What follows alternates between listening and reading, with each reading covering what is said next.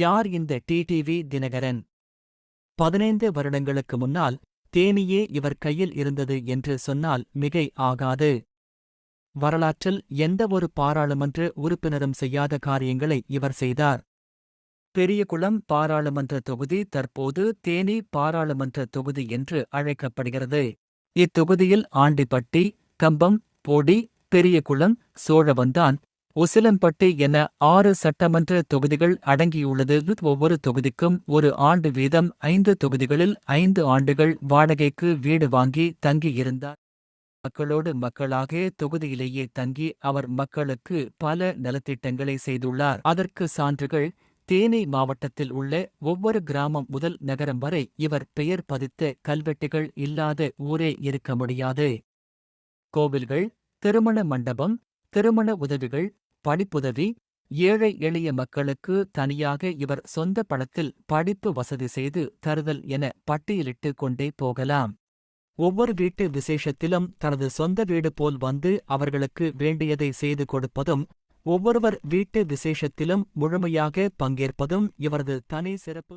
பதவி வகித்த 5 ஆண்டுகளில் போகாத கிராமங்களை இல்லை எனலாம். அந்த அளவிற்கு மக்களோடு மக்களாகவே இவர் இங்கு பணியாற்றியுள்ளார்.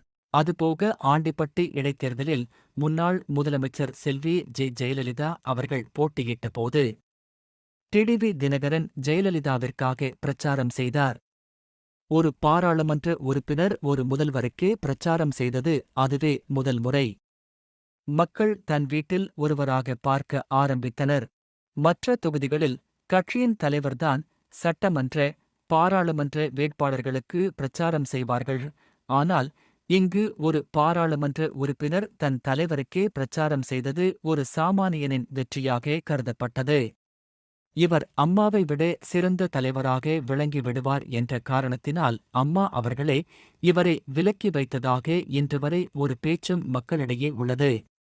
தற்போதுள்ள முன்னாள் முதலமைச்சர் பன்னீர்செல்வம் முதல் முன்னாள் எம்பி தங்கதமிழ்ச்செல்வன் வரை இவர்தான் அதிமுகவில் அறிமுகப்படுத்தி வெளிப்பட வைத்தார்.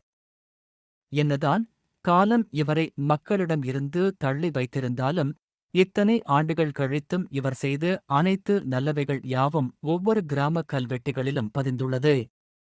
மக்கள் மனதிலும் நீங்காமல் பதிந்துள்ளது.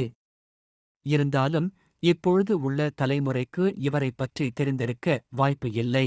இக்கால இளைஞர்கள் மேடையில் பலமாக பேசுபவர்களை மட்டும் நம்புகின்றனர். இவரை போன்ற மக்கள் பணி சிறப்பாக ஆற்றுபவர்களை கண்டுகொள்வதில்லை.